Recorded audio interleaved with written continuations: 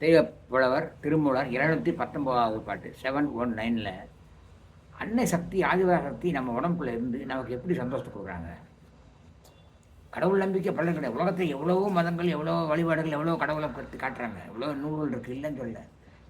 திருமந்திரம் போல் first and last A to Z கடவுளை நமக்குள்ளே காட்டிக் கொண்டிருக்கக்கூடிய நூல். சேலஞ்சுனா அப்படிங்கிறேன் எங்கே எதிலும் கிடையாது.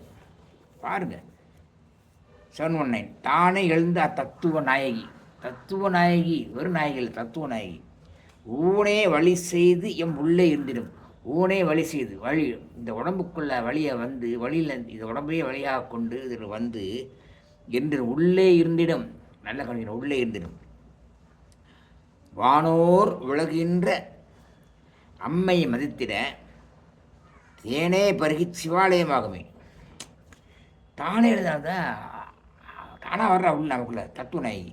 எல்லா தத்துவங்களுக்கும் கலைகள் 64க்கும் தலைவிக்கும் தலைவி அப்படி விளங்கக்கூடிய அன்னை ஆதிபராசக்தி இந்த உடம்பு வழியாக வச்சு உடம்புக்குள்ளே வந்து இருக்கிறாள், வழி செய்து இருக்கிறாள், உள்ளத்தில் இருக்கிறாள். உடம்புக்குள்ளே வந்து உள்ளத்தில் இருக்கிறான்னு தெரிஞ்ச அப்புறம் வேறு எந்த கவலை வரும்? இது தெரியாதவனும் கவலை. திருமந்திரம் தெரியாதவங்களுக்கு எல்லாமே கவலை தான். திருமந்திரத்தில் 3000 பாட்டு இருக்குது. 3000 தெரியாது, அதில் முக்கியமான பாட்டும் தெரியாது. நல்லா கவனிக்க, 3000 பாட்டும் தெரியாது, தெரிஞ்ச கவலை இல்லை. முக்கியமான பாட்டு தெரிஞ்சால் போதும், அதுவும் தெரியாது. அப்போ எப்படி இருக்கும்? கண்ணை கட்டி காட்டில் விட்ட மாதிரி இருக்கும். திருமந்திரம் கையில் இருந்தும் வழிகாட்டுறது. அதனால் வந்து கையில் டார்ச் லைட் இருக்கும், ஆன் பண்ண தானே, விளக்கு இருக்கும், பொருத்தினா தானே. தேவருளையப்பட்ட தாய் மனத்தில் இருத்து வழிவிட தேனே பருகி சிவாலயம். இந்த உடம்பு வந்து ஆனந்த தேன் பெருகும்,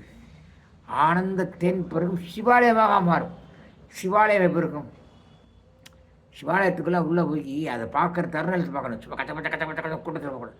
நிறைய ஆளுகள்லாம் நேரத்தை சாயங்காலம் 4 மணிக்கு கோயில் திறக்கிறேன்னா ஒரு 3:30க்கெலாம் போய் ஆளாக போய் கோயில் சுற்றி வர வந்துடணும்.